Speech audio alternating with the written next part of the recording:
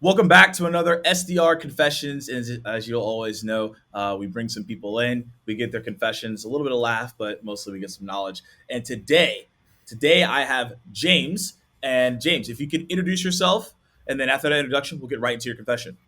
Yeah, no problem at all, Morgan. As mentioned, I'm James. I've been at Evalian now for about 8 months. Started out as an SDR. I've been fortunate enough in the last month to be promoted to account executive.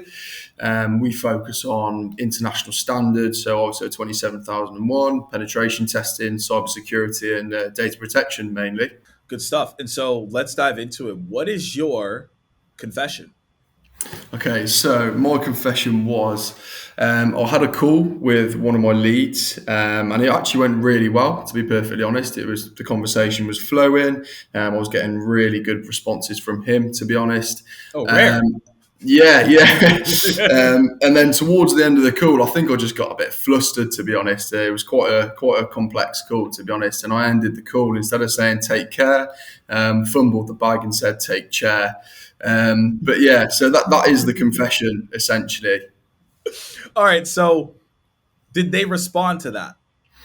So it was a bit of an awkward one, to be honest. There was a 10, 15 second silent, but luckily I just went straight in. I kind of mimicked my own voice and just went, "I'll take chair." And luckily he found it quite funny. So I continued to build the rapport with him, and luckily I've still got him as a lead, so I can't have done too badly. So you mentioned that. Let's go into this because I think most people. I've been there as well. Have maybe been flustered on a call, right? Maybe it's very Yeah. complex. There's a lot to break down. There's a lot happening. How moving forward have you tried to keep your composure and not be flustered, and really focus on being concise throughout the call, so you don't say take chair or something like that. Yeah. So to be honest, I think something to include in this as well is when I first started, I was quite big on using and in the middle of my calls. Yeah. And one way I combated that really is just by slowing the tempo of the call down, to be perfectly honest. I mean, Mm. as you can probably tell, I'm quite a quick speaker as it is. Yeah. Yeah. Yeah. So just taking that extra second to give the response, to be honest, and taking your time with the call.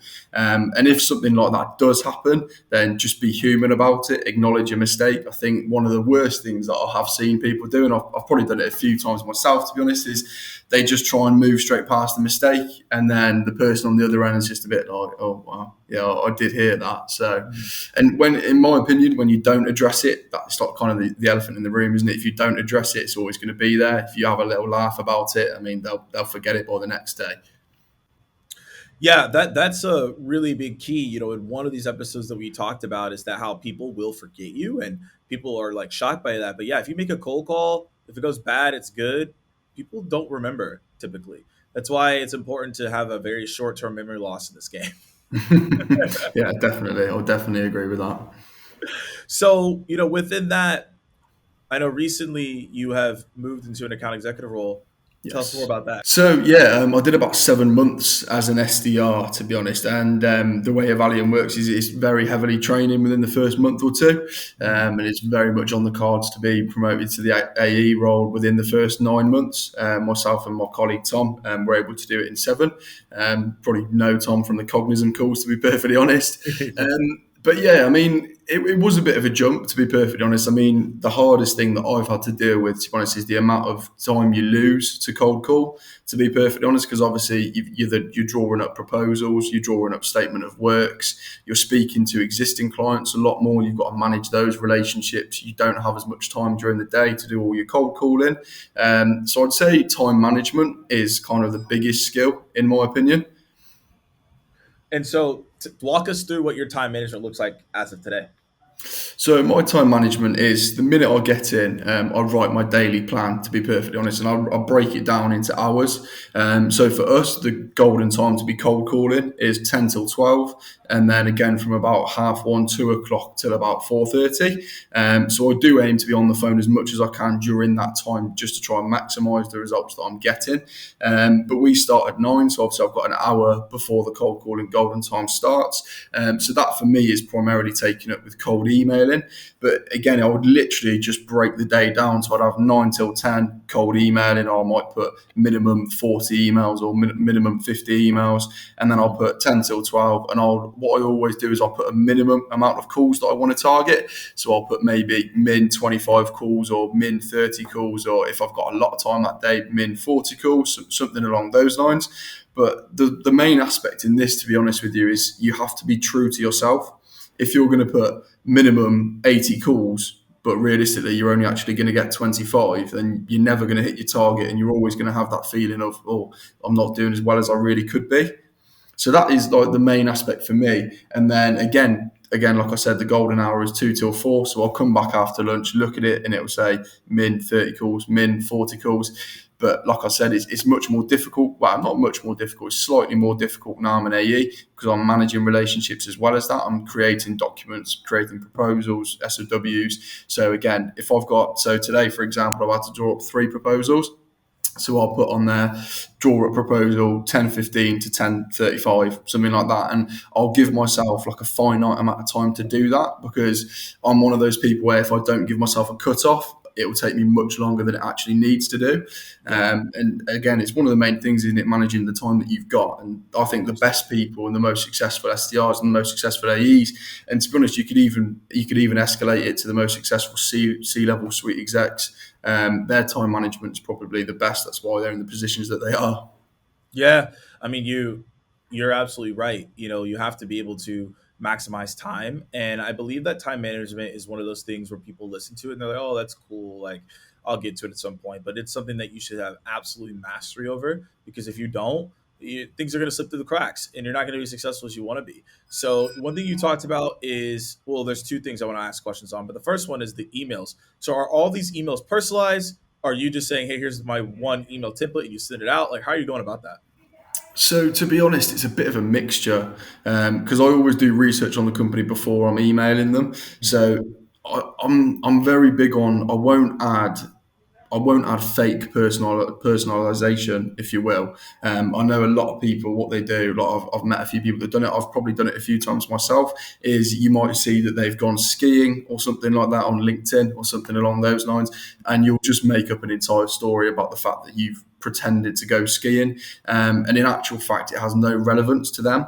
I mean, they're at work. They're trying to maximise their company's goals. They're trying to hit those company's goals.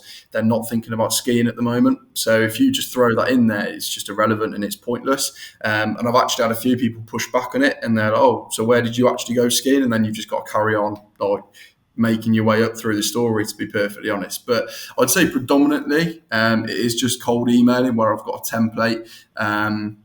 But I'd say my template is very tailored to the problem, to the solutions that we're providing for the people that have those problems. It's very concise. I don't really like sending big emails out, to be perfectly honest. Yeah. So that is my setup for the emailing.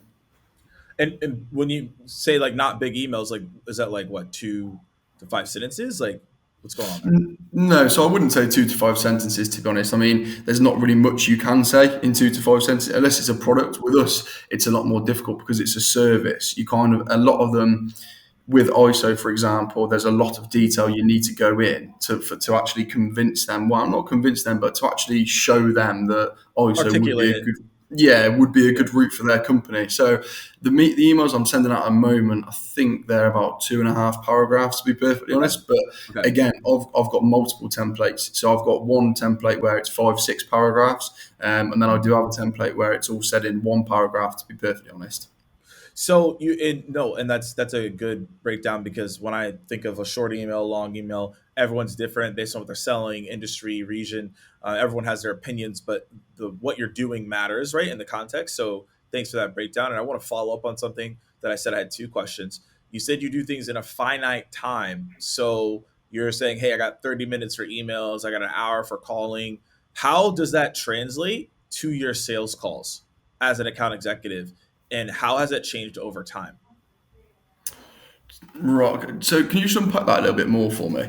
Yeah, so essentially what I mean by that is you're on a sales call, it's like 30 minutes. You Yeah. have 30 minutes, but how are you making sure that you're doing what you need to do in that call? So, for example, your Okay. Yeah. introduction might be 8 minutes, discovery might be 15, next steps is 8.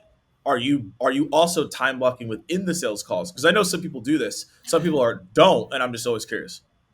I am. I do time block during the sales calls, to be honest, but I don't. It's not the same format as my daily plan. My daily plan is, Yep. like you said, it's very much 25 minutes doing this, half an hour doing this. Whereas in the call, it's just kind of subconscious in my mind. I mean, one of the things at Evalian is from a very early stage, we were actually exposed to the calls.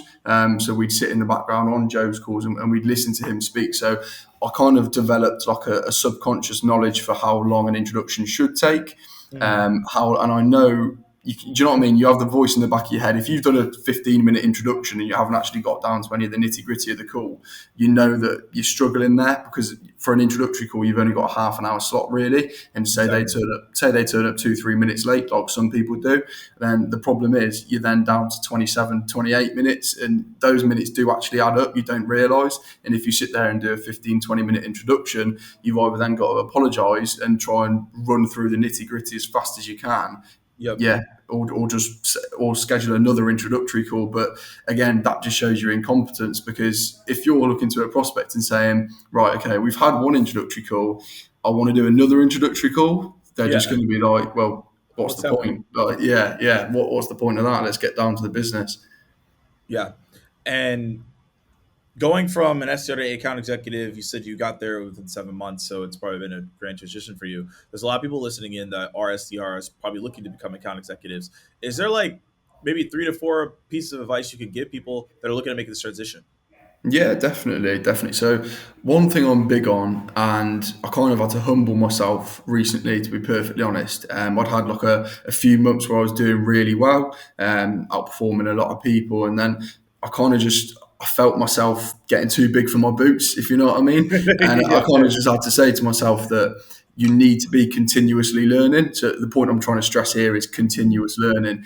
And the problem is, like on places like LinkedIn, you've got a lot of people that are pretending to be good AEs or pretending to be good sales managers or sales leaders, and the tips that they're pushing out is just hokum, to be perfectly honest with you. yeah, And the good thing for me is you really need to go through places like LinkedIn, capitalize on your team as well. Like if you're an SDR and you've just been brought in and you're working in an office that has 30 SDRs that are already in there, that have been there for a year, speak to them.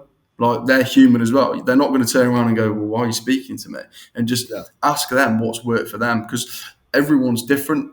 I'm big on cold calling. My colleague Tom smashes it with the cold emails. yeah. So it's two very different aspects. And for me, you've kind of got to take bits of information from each SDR, from each AE, from each sales leader, and kind of piece together your own sales format. I feel like if you just copy and paste a lot of people, then you're never really going to generate your own experience, your own skills. You're just going to be kind of following the herd, if you know what I mean. Yeah. So I'd say continuous learning is the first step for me. The second step, and I've seen a lot of people speak about it on LinkedIn, is analyze and evaluate the calls. And I'm not saying do that for every call because if you've got a quota to be hitting 60 calls a day and then you do one call which lasts 3-4 minutes and then you spend 45 minutes analysing it, your manager's going to turn around and say, well, your target's 60 calls and you've done 8. So, and obviously that's then Where going are to you lead to going? problems. But Yeah. if you do one call and it goes really well, and say you generate an appointment out of it straight off the bat, or you generate a really quality lead, just sit there for 2-3 minutes, go through what went well, what sentences did you say to them that responded well with them, that's resonated well with them, what have they said to you, which you can use in future calls. One of them, just as an example, so there's some upcoming changes to one of the standards that we sell, ISO 27001, and there's been so many prospects where I mention it to them and I can feel them kind of just pushing me off the phone. They're just like, yeah, I know, yeah. And then as soon as I say that and I'm like, it's actually reducing this, and that, and they're like, oh, right, okay. Well, we didn't actually know that. So maybe it is a good idea to schedule an appointment. And for me, it's just analysing those sentences that are doing well, analysing what's going well. Say, for example, you switch up your introduction and all of a sudden you're generating more leads, more appointments. Analyse it for 2-3 minutes and then repeat that behaviour. How are you recommending or suggesting to people to amplify on those phrases more? Like you're taking, obviously taking the notes, but how can they do more of that? And then how can they continuously test? So let's say, for example, they had a conversation that didn't go well, right? And it didn't resonate. How do you go from there and listen to that conversation and then test something new? Do you, like you said, the first point, do you go listen to other account executives and SDRs and say, hey, like maybe there's something better I could be saying, and then I can figure out my own voice? Because I think a lot of people listen to their calls, they're not going anywhere, and then they keep doing the same thing, and that's the definition of insanity because it's not leading to those results. Yeah, so for me, the main thing is do it straight away after your Yeah. call. It's one of those where it's the freshest in your mind at that point. If you wait to the end of the day to analyse a call that you had at 10 a.m., you're barely going to remember it. So you're not actually going to remember what's done well or what hasn't gone well. But Right. if you do it straight after your call, like you said, where say you have a call which didn't go well and you go, right, okay, this is what I said. This is where they kind of dropped off. Like I'm very much like a cold call, in my opinion, is like a living beast. It's kind of, you can feel the pulse of it up in and down in, and it, increasing and decreasing. Sorry, there's a terrible use of vocabulary You're there. good. But yeah, so if you feel the pulse of the call decreasing, make a note of that and make a note of what you've said that's led to that result. And like you said, if you're in an office that has AEs, or the best thing is, like, so many people are remote working at the moment that LinkedIn's become such a community where you can reach out to someone and have a reply in the next 2-3 minutes. I mean, there's a few sales leaders that I've reached out to and have literally had replies in 2 minutes, and then you can better your conversation from there. But the main one for me is, if you've got a sales leader in that office, go and speak to them. If they've got 30 seconds, or if you've got an AE next to you that's had 6 months more experience than you, just turn around and say, hey man, look, I've just had this call. This is what I said. This is where it's kind of dropped off. Do you have anything that could work better than that? And like I said, don't just copy and paste what they say to you. Write down what they say to you. Look at it for a minute and go, okay, well, how can I add my little spin on that? How can I add a bit of flair onto that to kind of make it my own?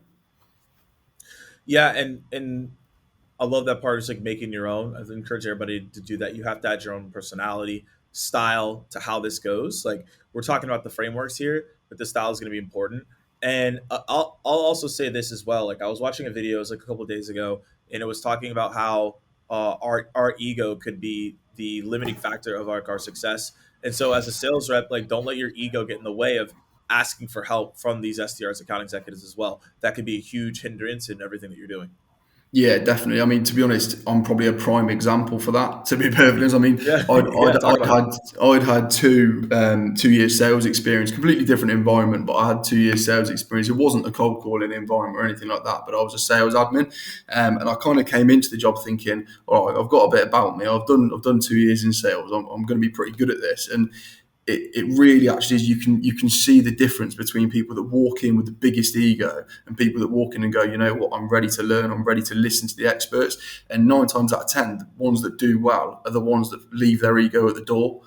I mean, it's like a lot of things. If you go into it and you've only had a brief experience like me, and you think you're the man, and you think you're Jordan Belfort, it's just not. It's just not. It's not going to go well, and you're not going to learn anything new. You're not going to develop any techniques, and ultimately, a year down the line, you're probably going to be sat in a review with your manager saying, "Well, you haven't hit any of the targets because you haven't actually improved your ability to do anything Yeah, because you think you're the best at everything already." yeah, yeah. I mean, it's important to have confidence, but don't let your overzealous confidence Yeah, ruin the completely. opportunity to learn and go be great. You don't want to do that. So, I mean, there's a ton of great advice that we've broken down here in terms of like time management, things to be mindful of, analyzing the calls. One thing that I want to elevate here as we wrap up is how because I think this is important for everybody because when people think about being an SDR, you're doing a lot of like qualifying, which is like basically making sure they fit within your mold. But when you go into an account executive, you're doing more discovery to truly find out what the pain points are. How have you approached, let's say, asking questions differently since you've gotten in the account executive role from the SDR role? So, to be honest with you, from the way you've described it there, I'd say I was taking more of an AE approach as an SDR. Okay. I was doing a lot of discovery as an SDR purely just because if you're doing a lot of discovery as an SDR, you can start to build up a portfolio or a spreadsheet of pain points for your customers. And then as soon as you say that on the calls, that's when they start digging into you, and that's when they start building into you and thinking, okay, this guy clearly knows what he's on about. Yeah. That's when you can qualify it and say, okay, well, let's just double check that our companies do actually align before we push forward with this. So that's the approach I would take to it. So I just want to get in there because I did miss over one tip, in my opinion, Yeah. is persistence. I mean, I've heard so many people, and I've done it a few times, where they take a soft no instead of just being that extra bit persistent. I mean, there was one guy, and I could just tell from the minute I was on the phone, he just could not wait to get me off the phone. And all I was talking about was ISO and cybersecurity. And he'd said no to both of them. And I was tempted. I was like, you know what, I'm just going to dead this off because I'm not getting anything from him. And I thought, you know what, let's just hit him with pen testing quickly. And I hit him with it. Oh yeah, we do actually need that. Can we get an appointment in next week?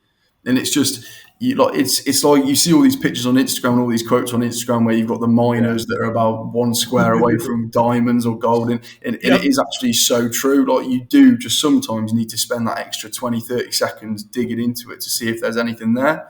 Yeah, I just wanted to squeeze that in. I think it's a last great nugget right as we wrap it up here because that's what it's all about. I like to call it being pleasantly persistent, but overall the theme is be persistent. Most people will just quit or not want to ask again that one question that they could have that they're sometimes even afraid to ask, but that Mm. question gives you more clarity. There's a ton of times when I've been selling where I've been afraid to ask the question and I ask it and it ended up getting the answer to where I needed to go. And I think a lot of people just completely miss out on that, and it's a lost opportunity. So as we wrap up here, you've been an SDR, been an account executive. What's your advice? You've given a lot of good advice here, but what's your advice for people that are starting out new as SDRs that they should be mindful of that will help them become great AEs? Okay, so for people starting out as SDRs that want to become great AEs, I mean, one of the things that my manager said to me that really resonated with me is not everyone is actually cut out to be an AE. It's the same with transition with going from SDR or AE to sales leader and Yep. managing your own team instead of like earning a lot of commission and being just a strong salesman. It's not for everyone. If you are an SDR and you want to progress to being an AE, speak to the AEs that at your company or find AEs on LinkedIn. Just speak to them, say, what is it like as an AE? What's the day-to-day life like? How does it differentiate from an SDR? And actually get the first-hand opinion. I mean, I've been an AE for a month, so I'm probably not the best person to ask that question, but Yeah. there's loads and loads of knowledgeable people on LinkedIn that have been doing it for years and years, and I do really think that you're not going to get any better advice than from the people who are actually doing that on a day-to-day basis. Because it might be that you say to them, so what's it actually like as a day-to-day SDR, day-to-day AE? And they turn around and say, well, it's actually a lot more checking in with your clients and managing the existing relationships and kind of nurturing them than it is hunting for new ones. And they might, well, I quite like client acquisition. I quite like hunting new ones. So Yeah. maybe I won't go down that route. That's something that people don't do as much as they should on LinkedIn, which is just like going out and ask for advice. Like people are willing to help. I remember early in my career, people were willing to help along the board, and they may take a while to get back for some people, but you said some people respond within minutes, so it doesn't hurt just to ask and do that because it's going to be really helpful for you to understand that so that you can be better. So. As we wrap up here, any final shout outs or mentions that you want to have? It sounds like you might want to shout out the manager. You mentioned it a couple times, but who do you want to shout out as we wrap up here? Yeah, I'm gonna have to shout out Evalian, really, aren't I? I'm gonna have to send a big up Joe, Tom, Sam, Leon, Chris. I'll mention Chris as well. He'll probably watch this and have a good old chuckle now that I've noticed him. Yeah, I couldn't really. There's a lot of people I'd like to pick up to us. I mean, a few guys on LinkedIn: Christian Elba, Yuri. I'm not even going to try and pronounce his surname because he'll be offended I've got it wrong. But honestly, just my final tip: if you're an SDR or you're an AE and you want to know what it's like, or you want to actually develop yourself even more, go and speak to the people that have done it. Go and speak to the people, learn what has worked for them, and adapt it so that it works for you.